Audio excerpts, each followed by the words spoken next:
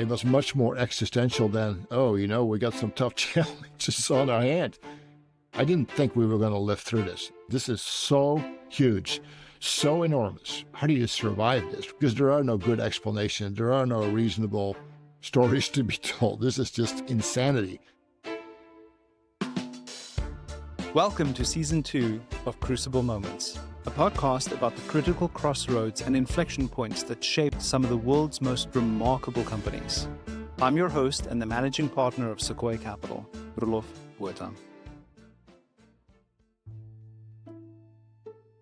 Picture the office mailroom of the 1970s. In that mailroom were stacks of typewritten forms. A form for expense reports, a form for vacation days, a form for purchase orders, and so on. A few decades later, a programmer named Fred Luddy was determined to reimagine that workflow system for the internet age and the IT departments tasked with managing it. His low-code, no-code solution would be able to handle anything from reporting a broken laptop to managing the world's largest particle physics lab. Today's episode is about ServiceNow, a cloud application platform for digital workflows. ServiceNow evolved from an IT service tool into a workflow platform that can be used in any department. With this evolution, its market cap has grown to over $150 billion. Difficult questions and hard choices shaped ServiceNow's journey. How does one rebuild their life after catastrophe and devise an innovative idea in the process? When do you know it's time to hand over the role of CEO for the good of your own company? And how do you decide whether to take what seems like a once-in-a-lifetime offer to sell your company or take a gamble and remain independent? These are the crucible moments that forged ServiceNow. I'm Fred Luddy, and I'm the founder of ServiceNow. My journey into coding was really pretty much an unconventional one. I left home at a very early age, right around the same time I got my driver's license, and started working in a factory. In the office part of the factory, a machine came down the hallway that was wrapped in plastic, in this clear plastic. And I didn't even know what the machine was, but I followed it. And it went into this room with this white raised floor, and people were wearing lab coats. And somehow I knew that that was the place where I needed to be. For a couple of weeks or months, I poked around and tried to find out what was going on in that room and found out that it was a computer, an HP 2100C, and that there were people building applications to do things like payroll and order entry. I found the passion of my life at that moment. I never really wanted to leave that room until I went to a bigger computer room, and that holds true today. In 1990, Fred became CTO of Peregrine Systems, a company that built some of the first IT service management software. But in 2002, the company faced a major crisis. The SEC would find the company guilty of massive accounting fraud. Peregrine went bankrupt, and several of its top executives went to prison for fraud, embezzlement, and lying to regulators. I had all of my net worth tied up in this company, and my net worth went from 35 million to zero in an instant. I had fear because I wasn't sure what I was going to do next. But then there was relief because fundamentally, I didn't like working there. The year at this point is 2002. You could see on the horizon that there was going to be just tectonic shift. ServiceNow kind of sat at the intersection of two major tailwinds. My name is Pat Grady, and I'm a partner at Sequoia. Tailwind number one was as simple as the cloud transition and the benefits that this new business model provided for software companies. The second was a very specific tailwind, which is this thing called ITIL, or ITIL, which stood for IT Infrastructure Library. And it was basically a language for talking about what was happening in IT. And it coincided with this broader transition from the heads of IT, the CIOs, being hackers who had sort of gotten promoted up into the role to being professional business people who were more likely to have an MBA than a CS degree. ITIL defined different processes for running your IT organization, largely break fix, change management, upgrades, application development cycles, security, risk, etc. Nobody to that point had built something to this ITIL standard. So there was no set of applications available. So we ran into really, I think, a perfect storm, if you will, of market opportunity. The idea for ServiceNow was that we were going to create a completely extensible low-code, no-code platform that would let you build applications with just a tiny amount of technical knowledge. We really wanted to build something that empowered people that had been previously intimidated by technology stacks.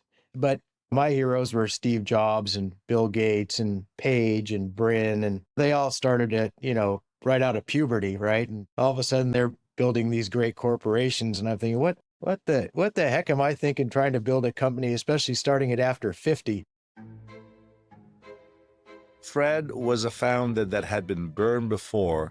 He had a chip in his shoulder. I'm Doug Leone. I'm a partner at Sequoia Capital. He wanted to do something special, one. Two, he had domain expertise. So he knew what he wanted to build. He had crystal clear vision. Those are the best kinds of founders. In 2004, 2 weeks before his 50th birthday, Fred Luddy launched ServiceNow from his house, with no resources and no sales team to pitch the product. He took to the road, driving up and down San Diego County, looking for prospective customers. I asked people, would you please use our software for free, but I'm asking you in return to give us, some kind of feedback on how it's working. We worked with them on a day in, day out basis because we wanted to make sure that they were properly engaged and actually deriving value from the software. And this turned out to be a really good way of getting into the market. So the evolution of the ServiceNow platform was really inherent in its initial design, which was based on simplicity and approachability. And this idea turned out to be a fantastic one and a not good at all one at the same time. By not good at all, I mean that we built this platform and it was similar like to creating a computer language. Well, what can it do? Well, it can do anything you want. Well, what business problem can you solve for me? Well, what business problem do you have? We'll solve it for you. So you go around in this circle because it didn't solve a specific business need. Almost at the outset, ServiceNow faced a crucible decision. How do you take such a general product to market? Do you stick to your broader vision of a Swiss Army knife solution, or do you frame it as something more specific? And so even though when I left Peregrine, I swore that I would never, ever, ever go back into the IT service management area, it turns out that my definition of never was about 9 months. Fred took ServiceNow's broad architecture and refined it into a help desk replacement tool specifically for IT departments. But Fred also decided on a seat-based licensing structure with no limit on seats. This way, a company could organically begin using the product across the entire office, not just IT. So the product that he had built was, in his words, just a forms-based workflow on top of a database. The specific workflows that ServiceNow was targeting was the resolution and management of help desk tickets. You join a company, you get a laptop, you have questions, you want to be integrated to the systems in the corporation. And what you really need is a back and forth forms application to do that. Somebody submits a help desk ticket. You got to figure out if that incident speaks to some sort of underlying issue. You got to resolve the incident while also inspecting the issue. And you got to keep going until you get it fixed. That same basic process of managing things through a workflow, that's the same thing that you would do if you were tracking a candidate through the candidate pipeline. It's the same thing you might do if you were tracking a prospect through your customer pipeline. It's the same thing you might do if you were processing an insurance claim. It's eminently more extensible, eminently more scalable, eminently more secure, and at the same time, it's more approachable. Using IT as a lever to encourage adoption across the entire organization was a strategy Fred called going wide. We had a couple of different customers that were very much leading edge in showing us this ability to go wide. And probably my favorite one is CERN, which is a particle physics laboratory in Europe. They offer 4,000 or 5,000 different services to the visiting people. And it could be anything from getting a classroom, getting a whiteboard, complaining that the toilet is leaking, or scheduling time on a large Hadron Collider to do a particle physics experiment. And CERN built 4,000 of these tiny little applications that serve this entire community. And they came and presented it at our user group meeting. And I think the people that were most blown away were those of us that had built the platform, because we thought, my God, this is awesome that they could build these sets of applications. Slowly, the company was growing, gaining enterprise customers like Edmunds and Qualcomm. And I would say that the thing that told me that the company was going to do well was the enthusiasm that our customers had to make reference calls. They said, let us talk to your prospects. They actually asked us if they could talk to our prospects. And I had worked in software companies where digging up a reference call could take a month because our customers hated us so much. We kept meeting people from the VC community. First of all, they'd come in and assert that they were different. Then they'd tell us exactly the same story that we heard from the prior person. And then they would say, well, listen, you guys are doing great. And they said, let's keep in touch. And then they leave. And we looked at each other, my CFO and I thought, well, I'm not sure we're getting any value out of these. So when Pat started calling, like, oh, here's another one of these people from Sand Hill Road. In 2008, I started emailing Fred. 3 out of 4 emails went unanswered, and then the 4th email might have been a polite, hey, thanks for thinking of us, but we don't need any money sort of thing. I think during one of those responses, he said, but let me give you a little update on the business. And the little update on the business was a couple of sentences that basically painted the picture of a business that was thriving. And so at that point, I transitioned from the, hey, do you want to get on the phone emails to the, hey, I'll be in San Diego next Tuesday. Do you want to grab lunch? And of course, if he were to respond, then I would fly to San Diego for lunch. I sent him one of those and he responded, I want to say at 11:30 a.m. on the Tuesday that I told him I was going to be there, and said, yeah, do you want to swing by? Are you still open?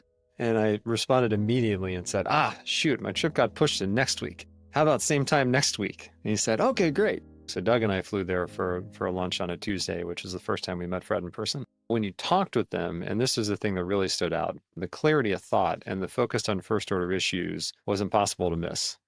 He was hungry, he worked like mad, and he was building a great business.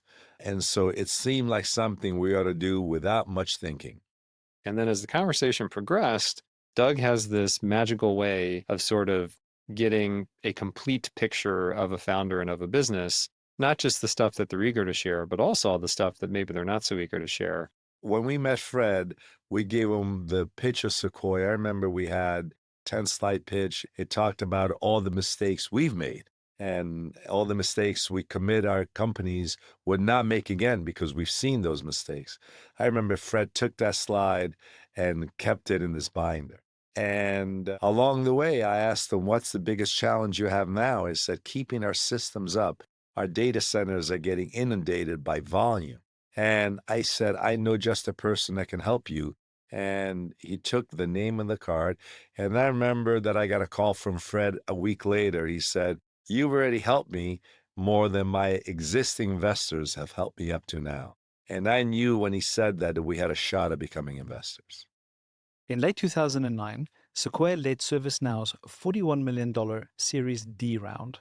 ServiceNow gained household name customers like Deutsche Bank, Intel, and McDonald's. The company was on a tear, doubling revenue annually. But the problems with outages that Fred shared with Sequoia in their first meeting were only mounting. It was clear to us that the company was being just buried under its own success.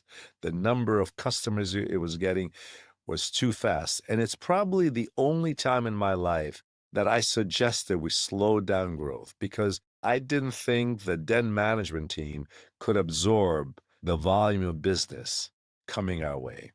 And in Fred, a wonderful founder, you also have a person that's much happier coding than interfacing with people. And unfortunately, as a chief executive officer, you have to interface with people. He was a visionary, but just left to his own wishes. He'd rather be left in a corner room and code. ServiceNow was at a crossroads. It needed leadership to get to the next level. Where would it come from? After Sequoia made the investment, Doug asks me, Fred, do you want to be the CEO or do you want to be the product guy? Because in our experience, you can do one, but not both. And Fred will support you in whichever path you want to take, but I don't think you'll have the bandwidth to do both. And I took this under advisement and did absolutely nothing. We did have an idea for a process that we could run to help him figure it out. And so we brought Fred up to the Bay Area to meet with a bunch of people who were executives or founders of various shapes and sizes. And so we wanted Fred to hear all of the different sides of the story and all of the different pros and cons to the various configurations that he could set up for himself. It was a fairly exhausting day, for me anyway. They put together all these meetings. We drove all over the valley. And then that night, Doug and Fred and I go to dinner, and I just remember Fred having this big grin on his face. And we're like, Fred, what are you grinning about? He's like, I know exactly what I want to do. We're like, okay, great. What do you want to do? I looked at Doug, and he looked at me, and I said, Doug, I don't have any of the skills that those people have that are CEOs. And furthermore, I have no desire in developing them. I'm your product guy. We need to find a CEO. We went through a really exhaustive search to find somebody. We wanted a mission to find someone that could be his business partner, someone who understood he was coming in as a CEO, but he would have to partner with Fred, not in running the business, but as a business partner. And if that marriage worked, we were going to have a home run opportunity. Doug had a favorite. I had a favorite. We did not have a shared favorite. We both didn't quite have the meeting on the minds. And then we came across Frank Slootman, who was then a partner, an operating partner at Greylock. And we got wind of the fact that he had known that investing was not for him, and he was looking for a CEO job. Frank is a doer. Frank is not, all sugar, lollipop, and apple pie. Frank is a real deal. When I was first approached by Sequoia, I was slightly incredulous because this was help desk management. It was the most boring business on the planet, right? My name is Frank Slootman, and I was the chief executive officer of ServiceNow. When I started making inquiries, and everybody kind of replaces that software every 3 years, and eventually that will just go away. So I was getting all these conflicting signals about, wow, is this a hot shit company?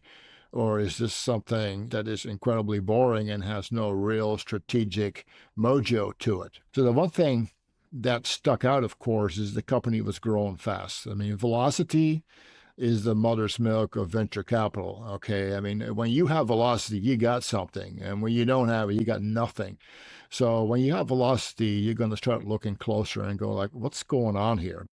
I think what intrigued Frank was, first of all, he really didn't believe how well we were doing financially from a cash flow positive perspective at this age of the company.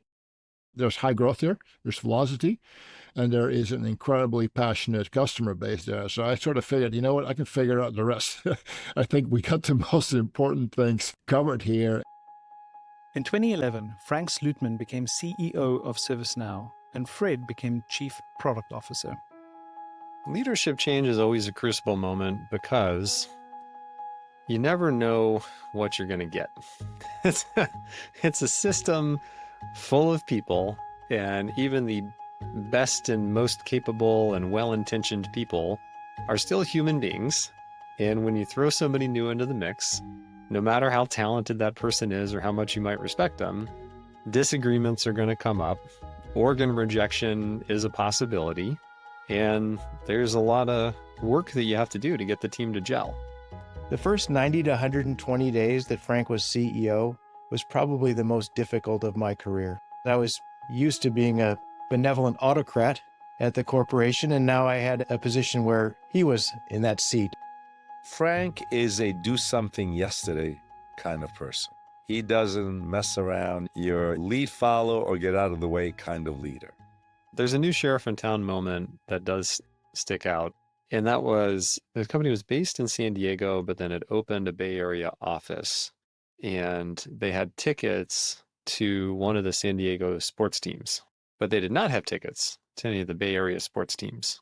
And when Frank found out about this, he said, well, that's not fair that one office has tickets to go to the games and the other office doesn't. Get rid of the tickets. And a couple weeks later, he heard that some people had gone to the game, and he went to the person who he deputized to get rid of the tickets. And he said, what happened? I thought I told you to get rid of the tickets. And he said, well, people were already signed up for the games and people really liked them. So we decided we'd just keep them through the end of the season. And Frank said, okay, you don't work here anymore. And it's a trivial thing, but the message that he needed to make sure that people heard was, when I ask you to do something, that's not a request, that's an order. I remember calling Doug and telling him that I'm not sure that this was the right thing. And his only advice to me was, give it 90 days. And I thought, well, I can do that pretty easily. Early on, Frank said, well, this is going to be our number one priority. He sent this email out to, 6 or 7 people. And I said, well, I disagree. This can't be our number one priority. Our number one priority should be this. And he calls me and he said, Fred, there can only be one CEO. He said, it's okay if you don't want me to be the CEO, but there can only be one CEO. And I said, you know what? You're absolutely right. There is absolutely one CEO. And that really set the tone for our relationship, in that if I disagreed with him and it was something that was perhaps where people would get emotional, then he and I discuss it one-on-one. We needed him. So the question was very much, are you going to be here? Or how long are you going to be here? And there were many reasons we needed him, because he was a visionary, he was a driver, he was an innovator, and he knew where all the bodies were buried. There were a lot of reasons why we needed Fred in the worst way. I mean, that was just not an option at all. He had to be there. What Frank faced is a company which had more issues than what I understood, maybe anybody understood. The thing that really scared us is that we were a cloud application platform at a time when cloud infrastructures didn't exist. Fred jokingly said when I joined, he said, oh, when we first got started, we bought a used Dell server on eBay and we stuck it in the closet. And that was our cloud. That was the data center, or whatever had to, pretend to be a data center. Frank realized, far more so than I did, what was going to be necessary to build out the resilient and scalable architecture that we have today. We had customers like General Electric, UBS, Deutsche Bank, the largest institutions in the world, who had committed themselves to a ServiceNow strategy. One of the things about our system, which is different from a lot of others, is that our customers can't take an outage of even several minutes. And by that, I mean several minutes ever. I remember having a conversation early on with the chief operating officer at Deutsche Bank, and he said, you must succeed. He says, we have no way back. And, I'm thinking at the same time, and we're running on a Dell server running out of a closet. Many days we were up and down and sideways that after a while became super intense because we were not growing out of that situation. I had CIOs from Johnson & Johnson would just call up and say, what in the hell's going on over there? We didn't even understand the problem. So people looked at us like, you guys don't know what you're doing. And they were not wrong. We did not know what we were doing. I remember Frank telling me that for the first year, he went to sleep terrified of the calls he may get in the middle of the night. It was much more existential than, we got some tough challenges on our hand. I didn't think we were going to live through this. I mean, it was one of those things. This is so huge, so enormous, right? How do you survive this, right?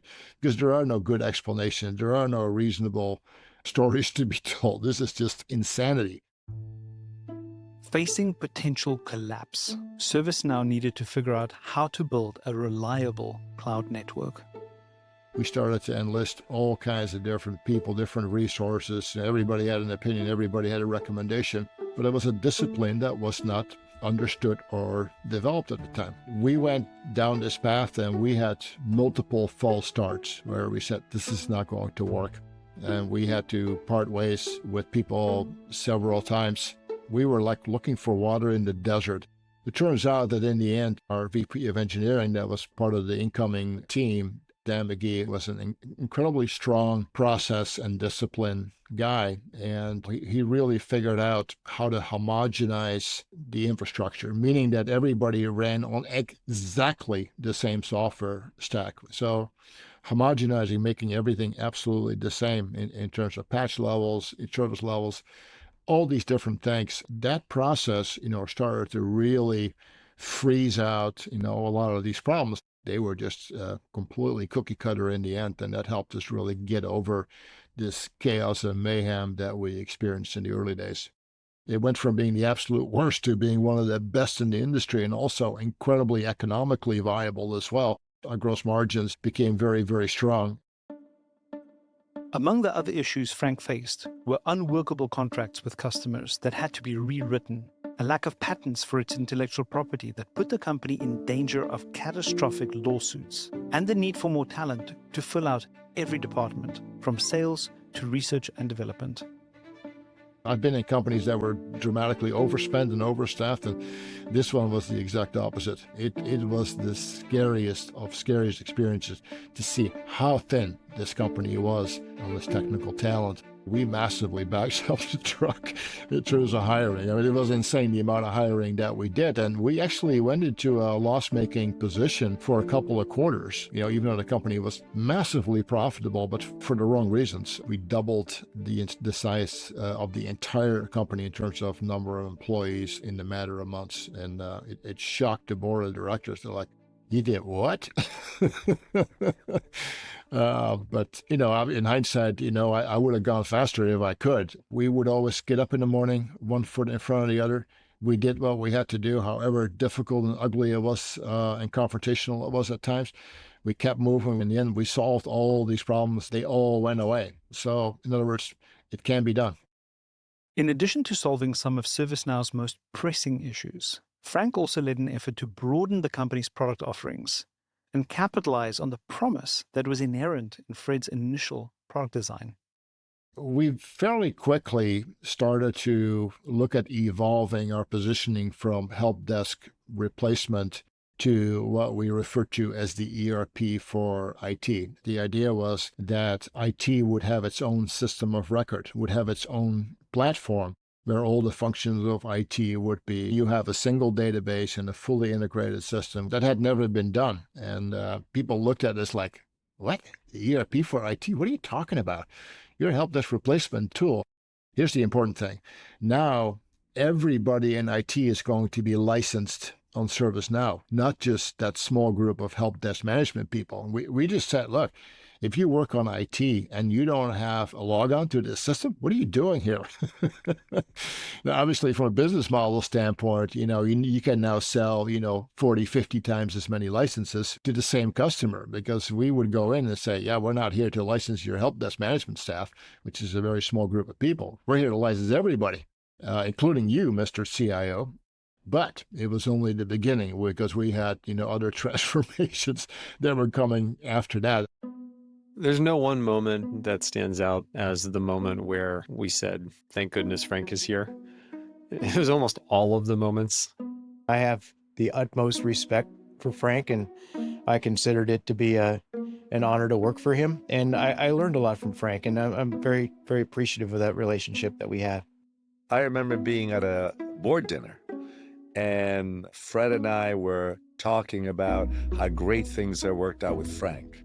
And I said, thank God we got Frank, because in my opinion, Fred, we were 90 days from going out of business. With Frank's clear-eyed stewardship and Fred's visionary product design, ServiceNow was growing from a help desk replacement tool to the ERP of IT, and then beyond to a multi-use platform that was being used across every corner of the enterprise. The company's success was not going unnoticed. ServiceNow started getting unsolicited offers for an acquisition. And they were companies large and small, including Dell. And then we did get an offer from VMware. And that was an exciting thing because VMware at the time, 2010, was really just on top of the world. They had a huge market cap. They were really well revered in the technology industry. And then I flew up to Palo Alto and met with Carl Eschenbach.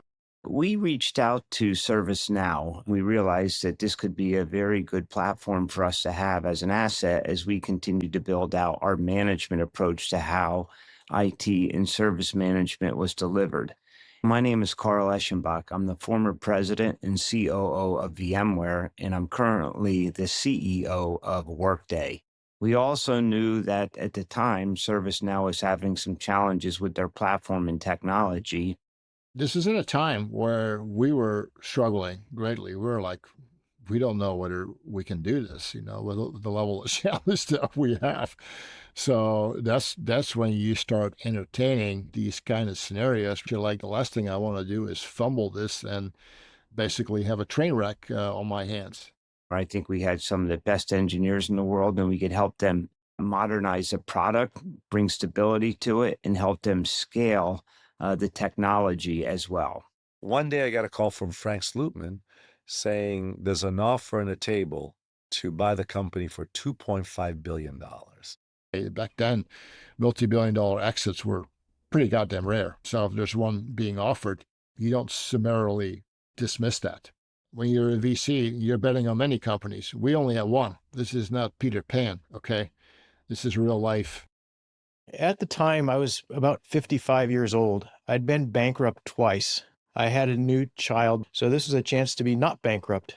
I really had my heart set emotionally on being acquired by VMware, and then brought it to the board and said that's what I would really like to do, is it'd be acquired. But not everyone was so excited. This offer was the old holiday sneak attack. My now wife, then girlfriend, and I, Sarah, were in New Zealand, and we went for one of these 3-day hikes where you're just kind of off the grid for 3 days. And we come back in from this 3-day hike, and I'd had no cell phone reception, no email service for the first time since joining Sequoia. And so I was already a little bit nervous about what might have happened while I was off the grid. And so as this flood of emails comes back into my inbox, I see one from Doug where the subject line says in all caps, "Where are you, please?" And then the body of the email was just, "Call me." And I asked them to put together a presentation that we're giving it away for $2.5 billion. We created 10 slides and we sent it to Fred and Frank. Mr. Leone always says very nice things, but he's also very unambiguous at times. And he said, Fred, you're getting screwed. And I thought, well, if this is getting screwed, I might learn to like it. And he said, I cannot in any way support this. Doug was the one, he said, Fred, you're going to be a 10-bagger. I'm like, what's a 10-bagger? He goes, you're going to be worth $10 billion. Why are you selling for $1 billion? You have a CEO and a founder who want to sell the company, and investors who want to prevent this at all costs. ServiceNow was at a crossroads that would have an enormous impact on the company's fate. I'm on vacation in Hawaii, and for 7 days, my family saw me pacing back and forth with a flip phone in my ear. We were in a situation where we had no leverage whatsoever. We bought common shares from Fred. We had no voting rights. In fact, we had no rights as board members. We can voice our opinion, but that's where it began and ended. And so I tried very hard to find a way during a Christmas holiday to stop this sale. It's right around December 22nd, 23rd. And I had taken my son for a walk down the horse trail next to our house, and he's holding onto my little finger. He's in his onesie, with his footy pajamas. And I get a call, and it's Doug Leone. He goes, Fred, do you want us to write you a check for $100 million? Doug said, well, I will personally buy the shares of anybody who wants to sell at this price. And people thought that was a nice sort of show, but that also didn't necessarily end the conversation because people were still inclined to go after the offer. Again, this is like a couple of days before Christmas, and I'm like, no, I'm good. I'm good. I remember calling Steve Bachner, was then, I believe, the CEO, Wilson Sonsini. I told Steve, they want to take an offer. And Steve told me, well, no, they can't take an offer. They have a fiduciary duty to shop the company around for a maximum type of valuation. And so I called a board meeting. I said, we have to shop the company around. And the then lawyer of ServiceNow, the outside counsel, said, Doug, only public companies have to be shopped around. I go, shoot. I got bad advice. So we ended the board meeting. I call Steve Botha again. Steve, they're telling me that only public companies have to be shopped around. He said, no, private company also have to be shopped around. I said, well, how am I going to argue this? He's going to say public, I say private. I need something more. And this is where one of those breaks of a lifetime happened. And so Steve said, we happen to have hired at Wilson Sonsini as one of our partner, the Honorable Bill Chandler in a Washington, D.C. office, who actually wrote the law that private companies must be shopped around as well. I go, wow, can we get Bill Chandler on the phone? So Steve, Bill Chandler, and I talked, and he confirmed everything that Steve Botha said. I asked Bill whether he'd be available for a phone call during a board meeting. And I called yet another board meeting. I might have been the 23rd of December now. Doug, are you thick? You know, I got a little abused. Aren't you listening? Only public companies need to be shopped around. And I said, well, I just happen to have on standby the Honorable Bill Chandler in Washington, who actually wrote the law. I got him on the phone, and he explained very clearly that it's not just public company, but private companies also. The board and the attorney was stunned. I asked if there were any questions of Bill. There were no questions. And right after I put down the phone, I said, who's going to call Larry Ellison? And there was silence in the room, and I knew that then and there, I killed the M&A transaction. I was hyper disappointed that we were going to make up our minds not to sell to VMware. But in the back of my mind, I knew that it was the right thing to do. I thought it was a tremendous, if you will, jujitsu move by Doug and the Sequoia team. They knew the market they were selling into was ripe for disruption. They knew it was a very big market opportunity. The total addressable market at the time was quite large. I think it was super unique, and I can't recall over my career now, spanning almost 37 years, that this has actually happened. It's once in 10 careers stories that this happened. Just a few months later, in June of 2012, ServiceNow celebrated its IPO. After Fred Frank and the other members of the management team rang the bell at the New York Stock Exchange, the company's value soared 29%. By the end of that year, its market cap was $3.7 billion, over $1 billion more than VMware's offer. 2 years later, Doug's 10-bagger prediction came true. ServiceNow reached a market value of $10 billion. I'm glad that he was right about the 10-bagger, which is almost one-tenth of what we're valued at now.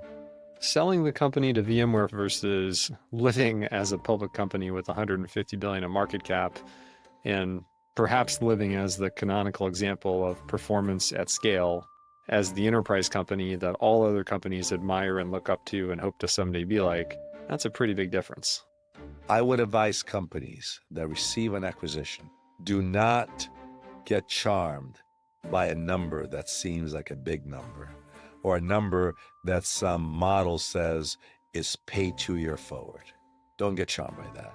The only question that matters is, what can this company be 5 years from now, 7 years from now, 10 years from now? That is the question. How big is your ambition? And let it ride. Today, ServiceNow is a one-stop shop for CIOs, making work simpler for over 7,700 companies. There is quite literally no other software company at their scale putting up the sort of numbers that they're putting up. It's a behemoth. It's a respected giant in the software industry. When I walked in versus what it is today, it's mind-blowing. You know, we were 250 people at the time. We were doing not even 100 million in sales. It's doing 10 billion, and still have a lot of fuel in the tank to drive the growth of the company. Sometimes it's nice to hear a story like this, because it's like you had the worst terror known to man, and yet here's where we are today. So it's not just wishful thinking. These things do really happen. So, keep the faith. Fred Luddy nailed the product. Here is a guy who dropped out of high school to work as a programmer, and in his early to mid 50s, having had literal decades of experience in this market, decided that he could probably do it better than he'd done it before, and he absolutely nailed it. Technology that's going to last a long time requires extreme simplicity and extreme modularity. But I think it's probably really the corporate culture that has let the company grow through now 4 different CEOs and branch out into the market expanse that it has. So our corporate culture was always operate with great integrity, be very honest about our capabilities, be forthright about any shortcomings, take accountability for when we have made mistakes. And I think that because of that, our customers have been so willing to work with us in good times and in bad, and to help the company grow. We really do form a partnership with our customers. So I'm very proud every day to be, associated with ServiceNow. I can't wait for the next 10 or 20 years.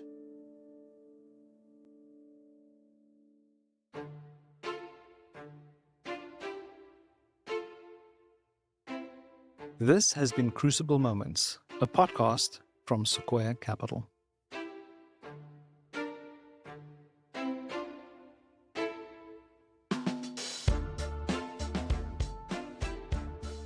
Crucible Moments is produced by the Epic Stories and Vox Creative podcast teams, along with Sequoia Capital. Special thanks to Fred Luddy, Frank Slootman, Pat Grady, Doug Leone, and Carl Eschenbach for sharing their stories.